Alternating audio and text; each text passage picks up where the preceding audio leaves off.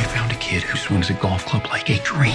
I'd like to try to qualify him for the U.S. Amateurs. Coming to Apple TV Plus. What's your name? I'm not into older guys, but I'm flattered. A new comedy series, Stick. I don't want to go on this trip. Your mouth's saying one thing, but those eyes are saying something else. From the home of Ted Lasso. This is your shot at redemption? This is your mulligan? Owen Wilson. This game takes and it takes. The game's finally giving me something back. Stick. You know Arnold Palmer? Iced tea, lemonade, mix it. I'm missing a nap for this. Streaming June 4th on Apple TV Plus. After Zoomies at the dog park, it's time for Drive Up at Target. In goes a big bag of kibble and one squeaky chicken toy for the good boy. Drive Up that's ready when you are, only in the Target app. Just tap Target. You are listening to Women's Running Stories, where exceptional women runners share inspirational stories about their running experiences. My name is Sara Aranda. I also go by Sara, and I grew up in Southern California and now live in Colorado in the southwest corner in Durango. I really, really love trail running, creative writing, and now I'm also newly in love with the kitten that my husband and I just adopted, so preoccupied with that.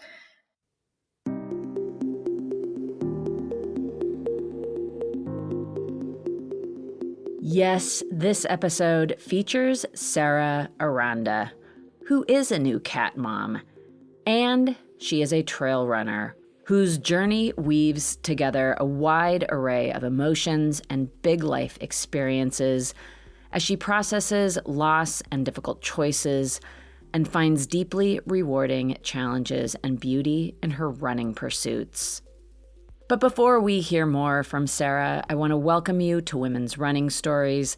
I am Cherie Louise Turner. I am the host and producer of this podcast, and I am so happy that you are here. Sara's story is really incredible.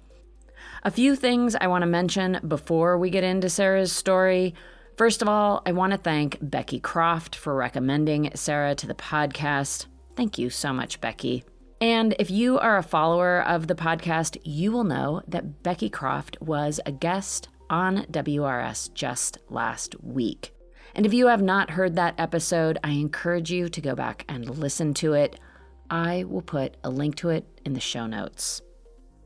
Also, a few items I just want to give some clarity to. Sara mentions FKTs. These are fastest known times, and just like the name implies, it's the fastest recorded time on a particular trail or route, and these times and routes are recorded on the FKT website. I will also link to that in the show notes. Sara has accomplished many FKTs in her running life, and she's going to talk about a few of those in her story. The first one she did complete was with another woman, and that was Emma Muir. And in that part of the story, Sara talks about glissading, and if you aren't familiar with what that means, it is basically just a controlled slide, and it's usually on a snowy surface. So imagine sliding down a mountain like you're skiing, but you're in your running shoes. Sara also mentions Mercedes, and she is talking about Mercedes Siegel Gaither. So, yeah, Sara's story is about her love of the outdoors and going after big challenges, including FKTs. But it is about so much more than that. It is about life and death, grief, hope, fear and joy, and moving through some of life's biggest difficulties and ultimately grappling with how to spend the precious and limited time we have in this life. For Sara, running and being in wild spaces, going after challenging goals, are where she chooses to put much of her time and energy. So let's hear about why Sara Aranda has made those choices and how they have manifested in some incredible adventures.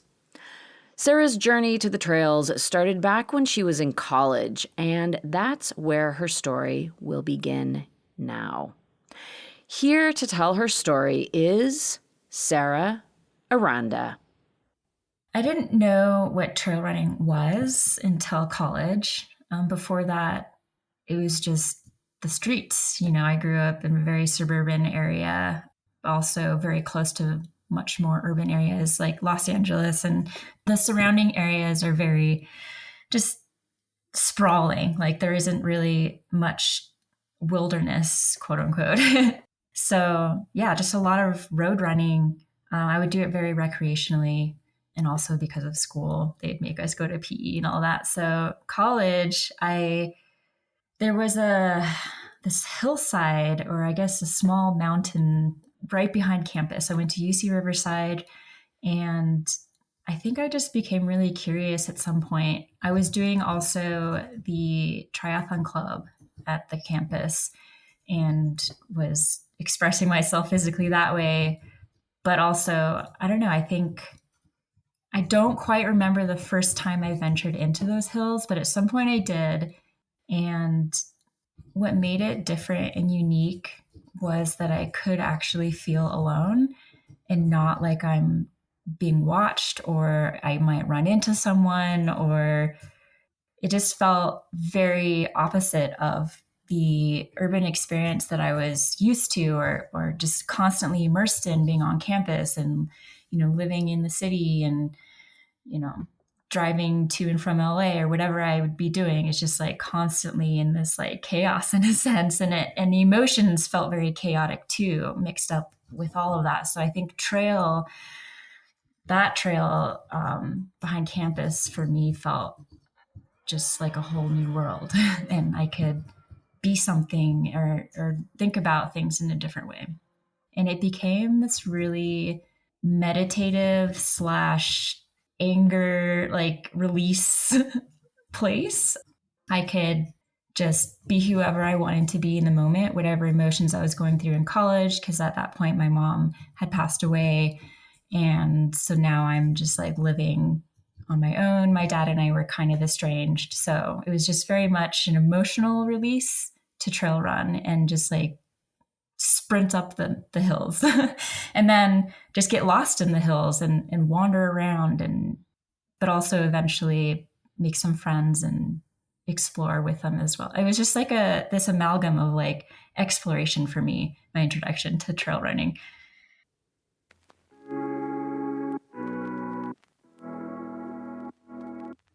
I was in junior high school when my mother was diagnosed with breast cancer. She was 38 years old. And I think because she was so young, doctors were like, this is, suspicious in the sense that maybe this could be something genetic. And 2 years later, her younger sister turned 38 and was diagnosed with ovarian cancer. So again, it was like, wow, this is really suspicious. And so they got the genetic testing done, and sure enough, they had the BRCA1 mutation.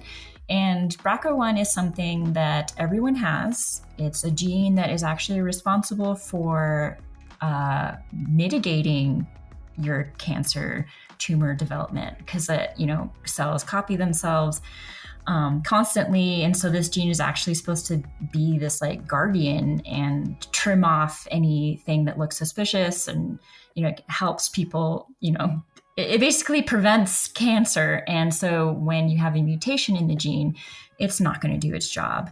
And it's specific to like reproductive organs. And then 7 years go by, and my mom had been in remission several times, and it would come back, and it had metastasized ultimately. And then, she ultimately passed away from it. And then her sister had also, because ovarian cancer is quite hard to detect early. So by the time that they found it, it was already stage 4 and couldn't really do much about it. So she passed away actually before my mom did. So witnessing that as a very young person, you're just like, wow, like no one is guaranteed long life or health. So I think once I got to college, I think for several years I was, of course, very lost. And that's when I found the trail running behind campus. And this was a place I could just like run really hard and be out of breath and my heart rate's crazy and I can just like cry but also find a lot of joy in being in those spaces as well. And realizing that like I needed to choose things in my life that actually were really meaningful, would bring joy. And like, I just wanted to pursue what I loved. And my mom was very much an advocate of like, do what you love, because she never really got the chance to. She wanted to study music. She was an amazing musician, wanted to be a singer, songwriter, traveling rock star. Like she wanted all that life. But her dad, being very traditional, he did not let her study music in college. She had to get a very practical degree. So she got a degree in communications. So she was totally just like, open the floodgates, do what you love for all of me and my siblings. So I just wanted to continue that legacy for not just for her, but for me as well.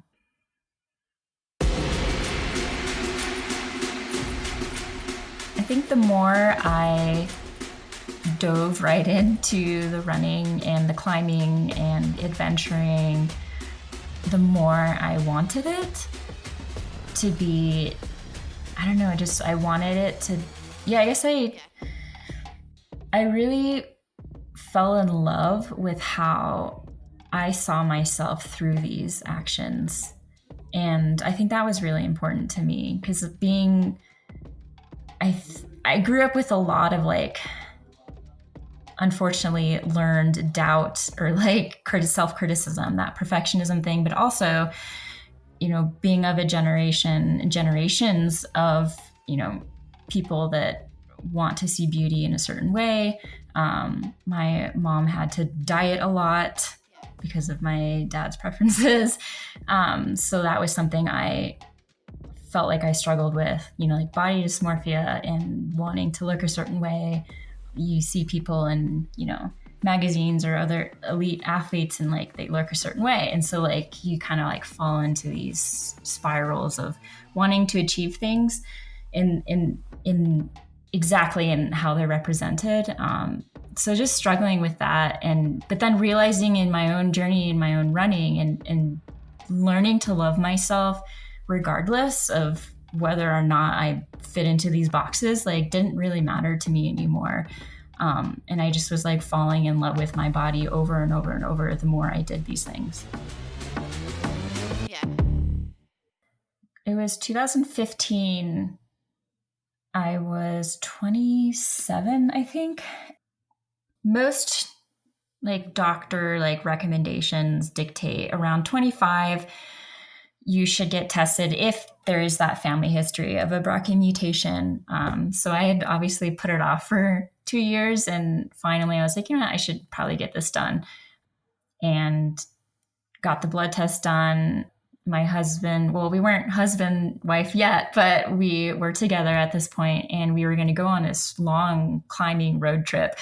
And so I got the blood test done and then we just took off on this road trip and eventually waiting for a phone call from the doctor. And the phone call came. We were like driving through Idaho, like didn't know where I was. We're just on some highway. And he calls and he tells me that I inherited the same mutation. And it was just obviously a really sad moment. I told Patrick, and it was actually the day before his 30th birthday. And we just saw this random diner on the side of the road and we just stopped and just like ordered a bunch of pancakes. And we just like, it was this very ethereal moment because I'm in this like very unknown ethereal space and now trying to come to terms with like, wow, I have the same thing that, my mom and aunt had. And it's just, it was hard just like knowing that I might follow like the same path and have the same fate. But I think that was also at some point motivating in that whether or not I have the same fate, I'm going to make this life mine.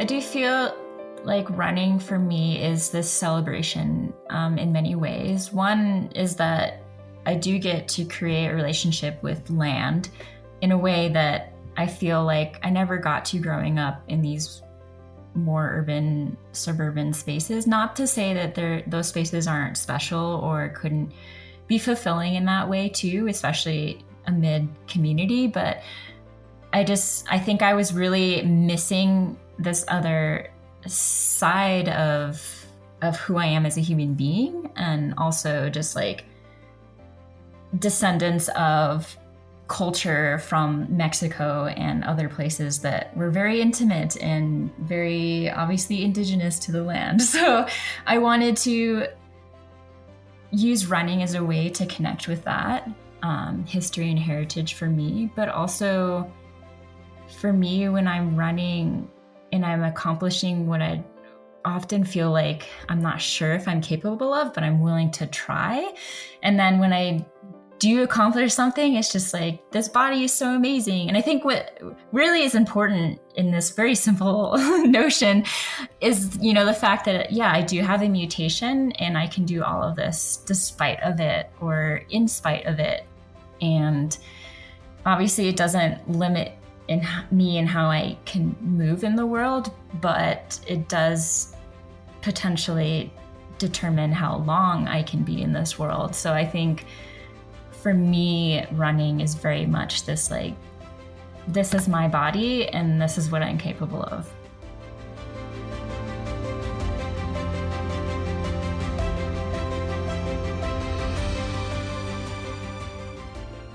I think it was 2018 is when I know I officially did my first ultra distance. And it wasn't an official ultra. I just suddenly decided I wanted to run 30 miles for my 30th birthday.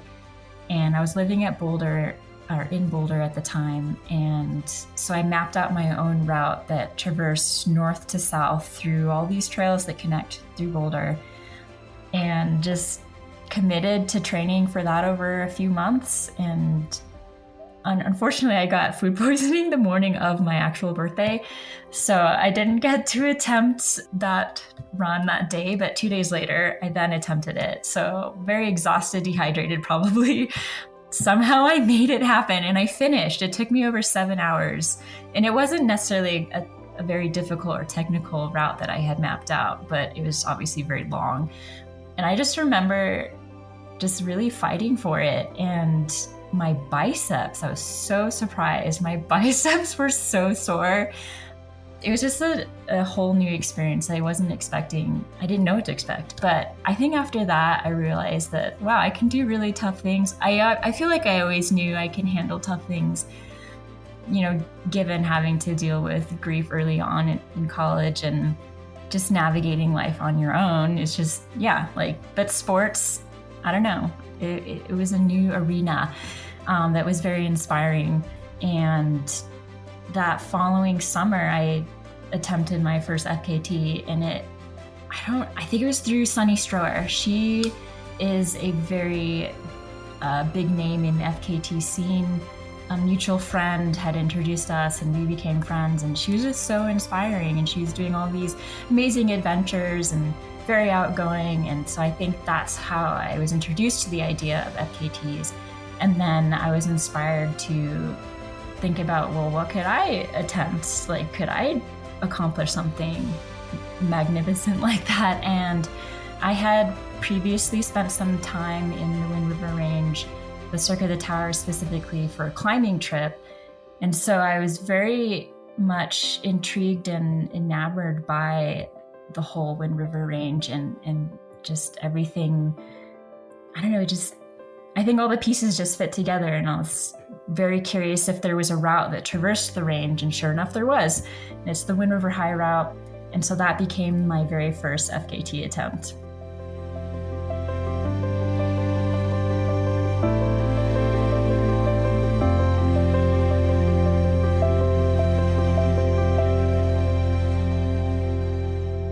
The Wind River High route is in Wyoming, the southern well, yeah, I mean, it definitely is more southern, but the Wind River Mountains, like that whole range, actually begins near Lander, Wyoming, and then it goes north, closer towards the Tetons, actually. But it's this 100-mile traverse that was mapped out. This specific route was put together by Andrew Skirka, but I'm sure it was pieced together by a bunch of other routes and trails and local knowledge and all of that. So, but Andrew Skirka was the one that at least put all the data together into a booklet and published the route. And that's how it became something on the FKT website. But the terrain is very, I don't know, it kind of epitomizes wilderness in the sense, in this very like stereotypical, like someone daydreaming about quote unquote wilderness. Then this route definitely encapsulates all of that. But specifically, it's just 60% of the route is off trail. So that you're navigating, there's just talus everywhere. You're bushwhacking. You have to climb up snow slopes and glissade the other sides as you're going, crossing several passes. And then eventually you have to cross a glacier. So it's just very rugged but also extremely, extremely beautiful. And I, during that climbing trip I had taken prior, I knew how remote everything was, because you have to backpack in with all your climbing gear, several miles. It took a whole day for us to get into the climbing area. And just knowing that everything continued on and on. I don't know, I really wanted to know the place a lot more intimately, and that ultimately is what inspired me to attempt the route.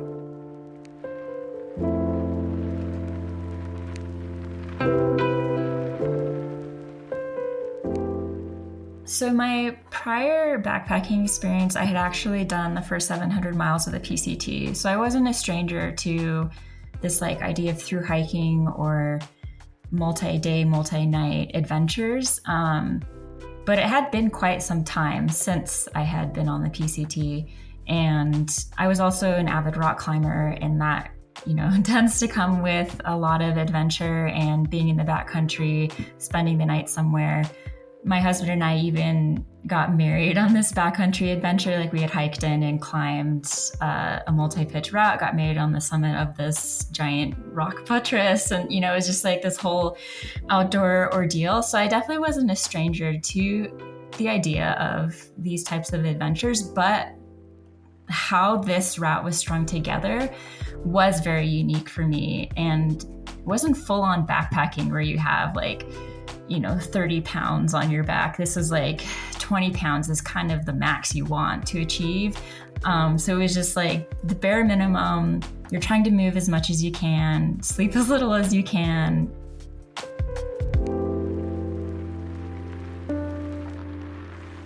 I definitely have an inherent competitive spirit to me. I think it stems from me growing up. This is fortunate, but also unfortunate. I grew up with a very perfectionist personality, and then it's taken me a long time to navigate that and be more kind to myself and, of course, others. And I think doing it with another person was really important for me. I wanted to share in this experience, but I also wanted both of us to accomplish something that had not yet been accomplished officially, and that was that there was no female FKT time for this route.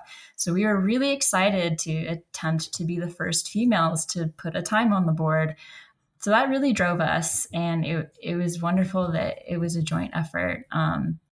I was pretty good at navigating. I felt really comfortable, looking at a map and determining where we were on the map in the space we were in. Emma, her strengths, I think, were more in her snow-specific knowledge. I had no prior experience of actually doing a lot of snow slope climbing. The glissading aspect kind of not terrified me, but I was definitely a little more hesitant to just jump right in and, see how it is. But after the first few times, you just kind of get used to it really quickly. You're oh, this isn't so bad after all. So she definitely was she took the lead in terms of any snow terrain we had to cross and the glacier, etc. But then I was also the one making sure we weren't getting lost. And yeah, as things got really hard throughout the route, like Emma started to develop a cough, which was concerning given the altitudes we were like, there were many like 12,000, 13,000 feet segments. Like a lot of the peaks we had to summit along the way were 13ers. And then the terrain was like around 10, 11, 12,000 feet very consistently. So we were definitely up there, and Emma developing her cough was definitely a concern, but also it prompted us to keep moving quickly because we knew we needed to keep moving. And yeah, just dealing with fatigue, and we had some blister issues on the last day, and just, yeah, the idea of it wanting to be a fast thing helped us also just get through the things as quickly as possible.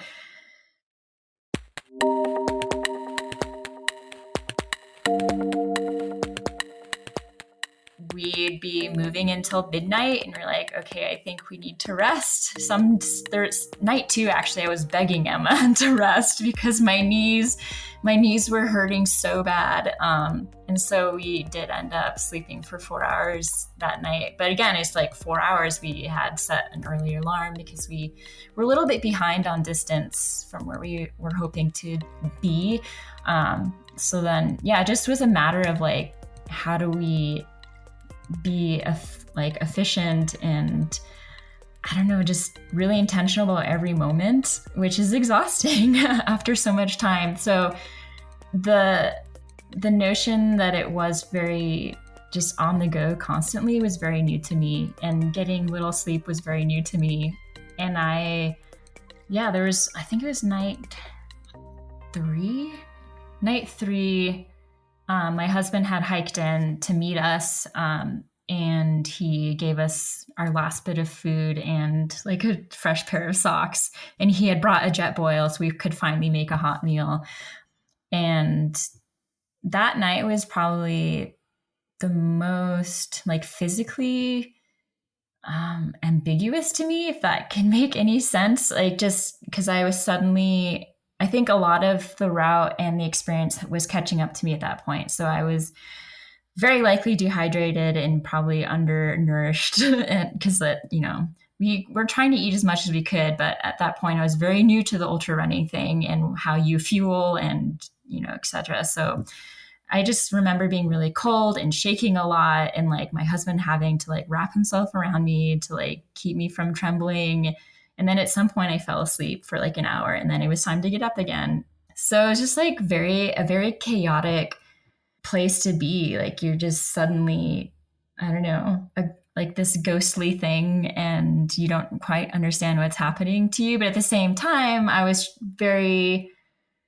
I did have this awareness to me because I also am a wilderness first responder. So I do have that like medical background in a sense to like I was aware enough to make sure this wasn't actually like a life-threatening situation, but like it was still a rather like you had to dig deep. There was a lot of grit there, and you had to also keep your wits about you and try to not continue to make excuses like, oh, I do know what's going on, or I am aware, but maybe I actually wasn't, but who knows? So it was just, balancing all these things suddenly, realizing that you're there by choice and you're like suffering, and like all these grand ideas of like what you wanted to achieve or who you wanted to become through this journey, like all these things that you build up before you start a journey like this, like all of that just like crumbled and fell apart, and you're just there in the backcountry, like shivering in a bivvy.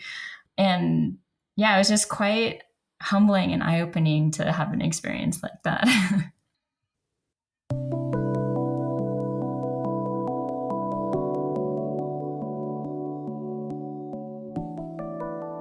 Yeah, once I knew that I just had to savor every moment and try to be as intentional as I can with what I do with my time, how I see myself, and, how am I cultivating joy and fulfillment and success, and redefining anything and everything that I needed to redefine in order to like, make my life feel like yes, this is who I am, who I want to be, what life I want to live. And that just encouraged me over and over again to continue to become the athlete I wanted to be and to continue to grow in that space of like loving my body despite this awful news or despite this like very hidden, like secret, silent mutation.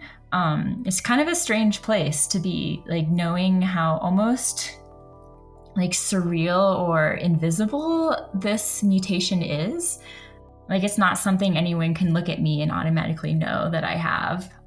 And it won't necessarily rear its ugly head until I'm older. So yeah, it gave me a lot of time too, because the next recommendation after recommending to test at 25, the next recommendation is around 35 to finally consider whether or not you're getting preventative surgeries. And so I had this window of time to just like travel and explore and figure out everything I wanted to figure out, and then I ended up marrying my husband and just like creating this life together with this person and, doing everything I can to like try and develop as an athlete as well. Cause that was really, I think, important to me. In addition to my creative writing, I wanted to be a freelance writer and I wanted to become a professional athlete. That was my goal. Like I ultimately felt like these are the dreams that I have. And so I was constantly chipping away at making those things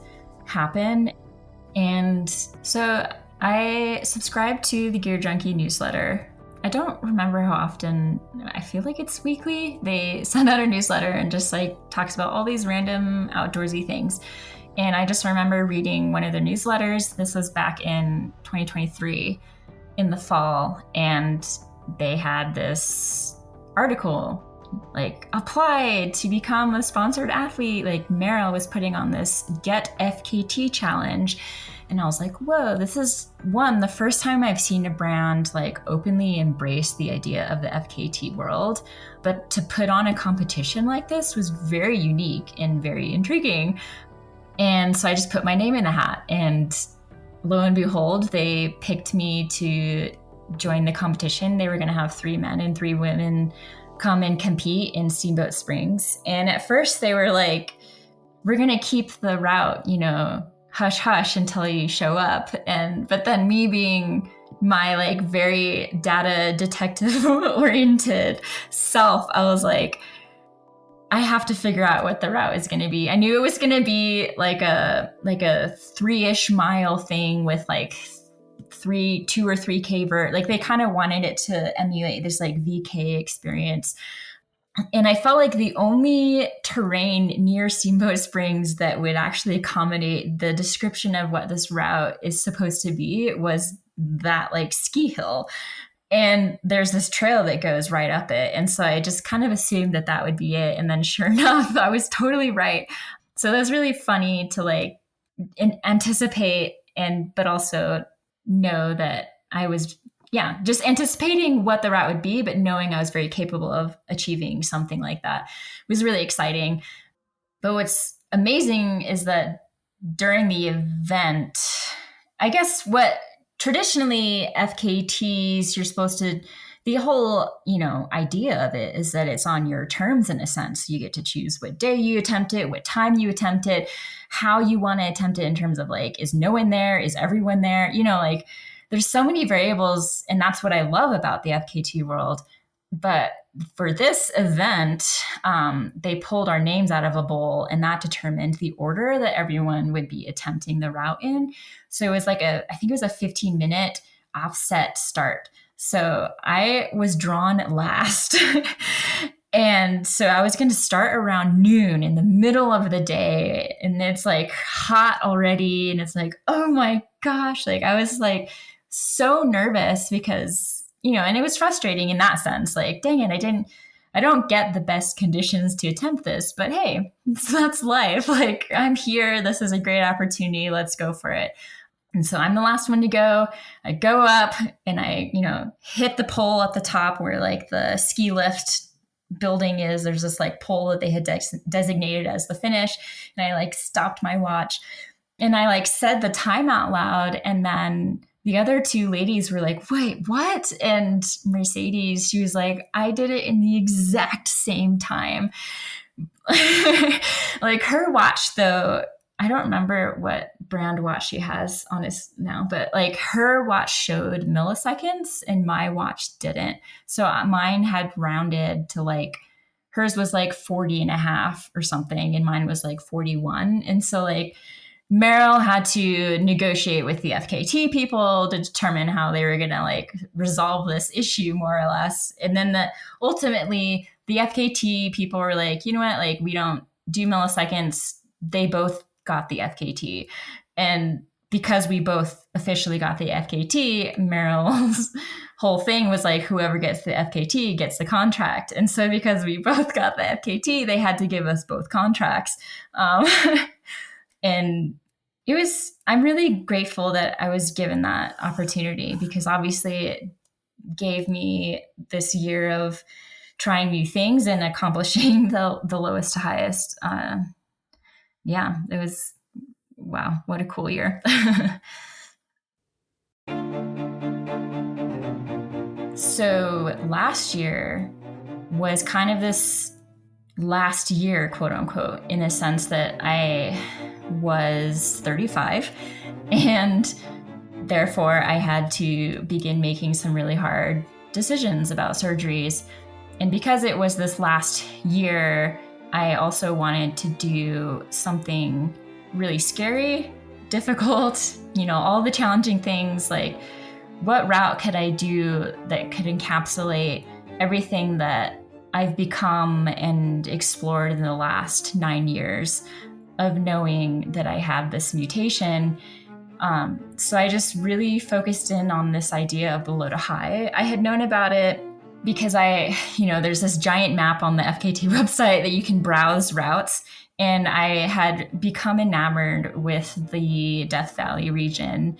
It was so beautiful. I had spent a random birthday there by myself and just like running around, exploring, and it was just so amazing. And so I was just like really curious what other routes were around there. I had done some shorter FKTs in the area and I saw the lowest to highest route, but I was like, wow, this is something just totally beyond me. It's 132 miles, like, wow. And so I just like put it on my FKT bucket list, which I have a spreadsheet of this, like all the FKTs I maybe would like to attempt. I put it on there, even though I felt like, who knows? Like, I'm just going to put it here and see what happens. But when I knew that I was going to have the finances to pull off something like that, because I wanted it to be fully supported, then I don't know, it just made sense that would be the route. Born and raised in California, this is in California, in regions that I fell in love with time and time again, being a rock climber. I spent a lot of time on what we call the east side, which is that 395 corridor on the east side of the Sierra Nevada mountains. I had lived and worked in Yosemite Valley, so I was also very familiar with just like all these like local regions and ecosystems, and just wanted to get to know the area much more intimately. And that I just knew it would be the route to celebrate the body as it is now before surgery. Like, this is who I am as a body, as a person, as a human being on this earth. In the last 9 years I've cultivated knowing I have this mutation, and I'm just going to go all out before I have to get surgery. So, yeah.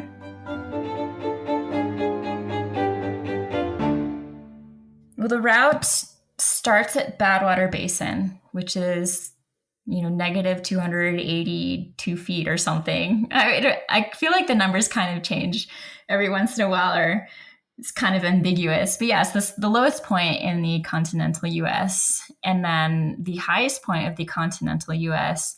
is Mount Whitney, which is also known as Tumaniguya by the local indigenous tribes. And it's, the 132 miles from that low point to the high point. But what's unique about this route, because there's also a race that starts at that same trailhead in Death Valley, and it's the Badwater 135 race. But that's a road race, and they end at the Whitney Portal area. They're not actually summiting the mountain. So what's unique about this, one, you summit the mountain, but two, it's an off-trail version. So you're trying to avoid pavement as much as possible in a manner that obviously makes sense to the route. So there's off-trail, there's a lot of off-trail actually, and there's dirt roads, and then some single track. The mountain itself is a very lovely single track trail. But yeah, you're navigating these canyons and playas and mountain terrain. It was very difficult. It ended up being, I was trying to compare it to the Wind River High Route, because the Wind River High Route, 100 miles, lowest to highest, 132. So more mileage, but the elevation gain collectively was the same. So I knew it was just going to be, I think I felt before I attempted the lowest to highest, I felt like I had a really good chance, because given that it had the same elevation gain but more miles, to me in my head I was like, oh, maybe it's technically easier. But it's just like, it was different. It was hard in its own ways. It's its own thing. It's its own world. It's its own region. It's its own flora and fauna. There's cactus, like that didn't exist, on the Wind River High Route. There were burros everywhere, these wild donkeys. It was just such a unique experience.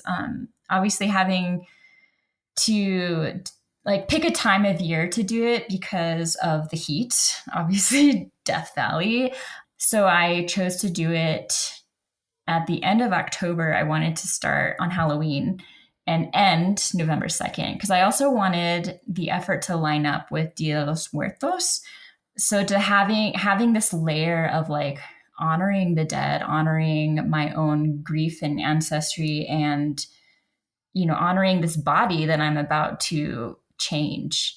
So to me, that was very meaningful to have it line up with these traditions. And then turning the route itself into its own earthly ofrenda, which is the altar. So yeah, it became this very creative, layered experience. And I had a lot of help doing it. I was so grateful that it was supported. I don't know how it would have gone if I was just by myself, but having someone constantly around me for the whole time was quite a unique experience in itself. I had never actually done something on this scale, or even partly on this scale, that was supported in this way. So that was new to learn as well, dealing with crew and pacers. And yeah, it was a really wonderful, difficult, wild experience.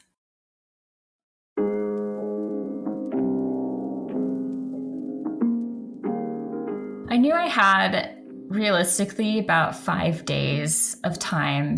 While there was no official female FKT time on the board, I had done some research and had found a group of female backpackers that had done the route, because this is actually more of a backpacker's route than someone that's into ultra running would think about. But yes, so there's a lot of thru hikers that actually do this route. And so I had found this group of female hikers had done it in 5 days, 19 hours. So I kind of used that as a loose, just a time in the back of my head, even though personally I wanted to do it in under 3 days.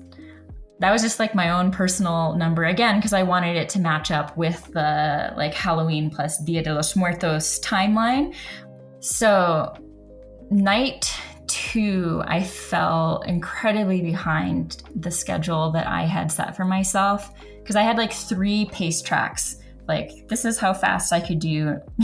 I might be able to do this. And so I had 3 versions of that. And I was even way behind that slowest pace track that I had predicted for myself. And that was ultimately, I had, didn't really know how to determine, there's these canyons that you drop into and it's completely off trail, and it's talus and just really difficult to train to move quickly over. And you're losing 6,000 or 7,000 feet of elevation over 6 or 7 miles. So it's just can't really run in that terrain. At least I couldn't at that point. This was like over 90 miles in, and it was in the middle of the night. And my pacer and I, we just like, it just became this like grind. And I just took so much longer than I thought. So when I finally arrived to the van, I think it was already like 5 a.m. And I just felt really defeated. I felt like, can I even do this right now? Like, I'm so behind. There was actually a storm that came in and hit the mountain that very night. And so I was dreading that the storm would continue or wouldn't clear up at all. And so then was it even safe for me to try and go up the mountain? And based on the timing and where I was, like by the time I actually got to the base of that final mountain trail, like what time would it be? And yeah, just all these like factors came in and I just wasn't really sure and was feeling really defeated. And Patrick, my husband, was like, nope, you're going to sleep for 2 hours. I'm going to set an alarm and we'll discuss this when you wake up. And I wake up and I actually feel really good, like surprisingly good, because I had a lot of like aches and pains coming in that I wasn't sure what was going on. But yeah, woke up surprisingly fresh. The storm had cleared. We knew that potentially it could come back later that night, but it was actually a very stable climate in that moment. And I don't know, something just told me that I should go for it. I think also driven by, there was another layer to this whole event in that I was carrying a red bundle on behalf of 2 people to complete a prayer run that honored missing, murdered Indigenous women.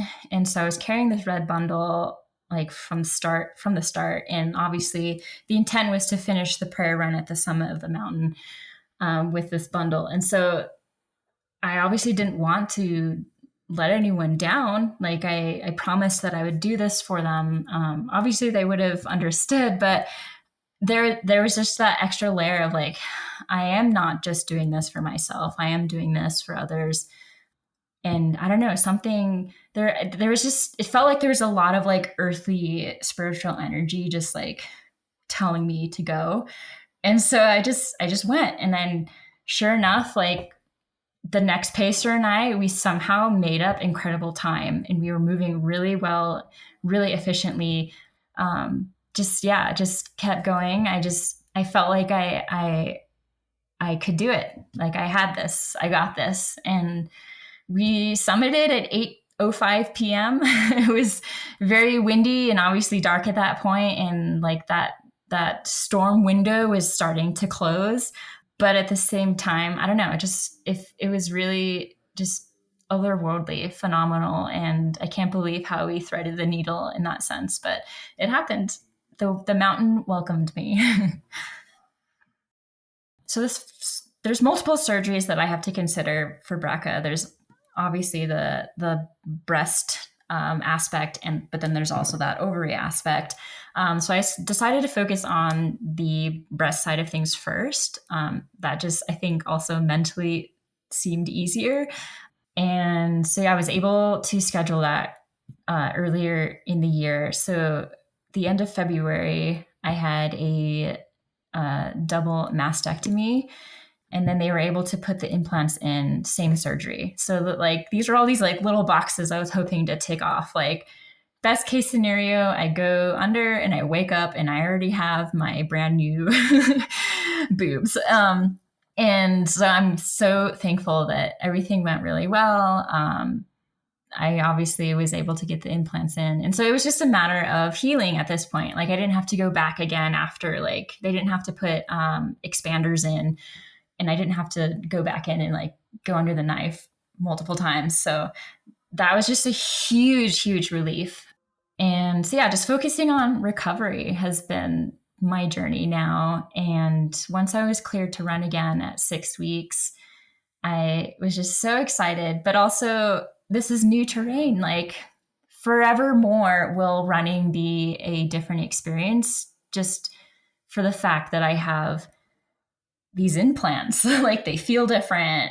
I have a lot of numbness, like numbness even still kind of goes into my left armpit. So like wearing a sports bra feels different and it doesn't necessarily feel comfortable actually at times. Like there's just a lot of variables now that obviously I had never had to consider before. And the swelling, most of it is pretty much gone. And just knowing that I have scars and being self-conscious about how they might look, there's just all these things. But running definitely has been this like anchor because I know it's something that I love and want to continue to do. But now inviting this new body into that running space is the journey that I'm figuring out. And the arm swing was the surprising crux because obviously it's a breast surgery, but you kind of forget how like your arms and upper body and everything else is like very much attached to your chest. And so like the muscles were really tight. The muscles in my shoulders atrophied a lot actually. So like just lifting my arms was really difficult at first. And just having that arm swing for running was really challenging. And so like trying to run I just felt like, a fresh gazelle, like fresh out of the womb, just like, I don't know how to move. Like it was a really funny experience that first run. But yeah, I've been doing some light strength training, doing all of my mobility and like the PT work to make sure that, I have that full range of motion again.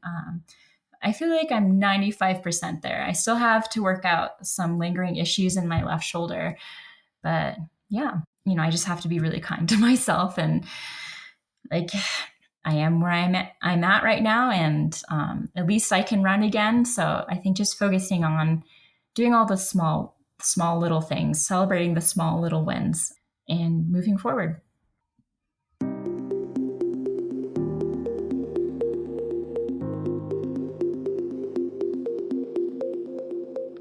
Moving forward after this big life change. That does bring us to the end of Sara's story on the podcast, and I want to thank Sara so much for coming on Women's Running Stories and sharing this journey. Sara, thank you, and my very, very best to you on all that is to come. May it be filled with joyful, meaningful, fantastic adventures. Now, I know you, like me, will want to keep up with Sara and what comes next, so look to the show notes. I will put a link to Sara's Instagram account there, and I will also link to the ways that you can find her writing. Sara writes beautifully, and I encourage you to go read her words. And that does bring me to the end of this episode. Thank you so much for being here and for listening. I always appreciate it. And I also always appreciate it when you share this podcast with other people who you think will enjoy these stories too. That's going to do it for me. I am Cherie Louise Turner. I'm the host and producer of Women's Running Stories.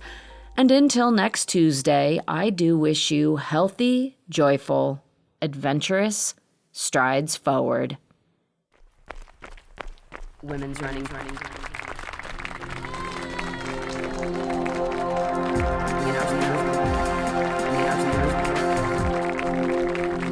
Women's Running Stories.